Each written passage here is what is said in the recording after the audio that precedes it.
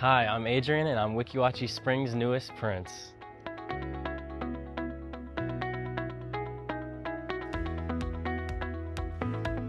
So I was born and raised here in Spring Hill, Florida, and I found out there was a prince opening from my sister, Mermaid Juliana.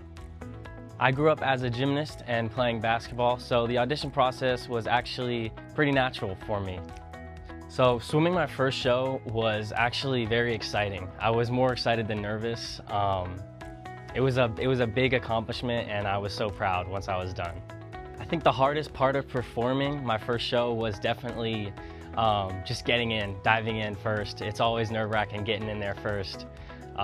So yeah. So Mermaid Christy was the first person I performed with, and she is also my sister's best friend of 10 years, so I've known her for a very long time, so it made it really easy to perform with her. I'm very excited to be performing as Weeki Wachee's newest prince, and I hope you guys can come out and see me.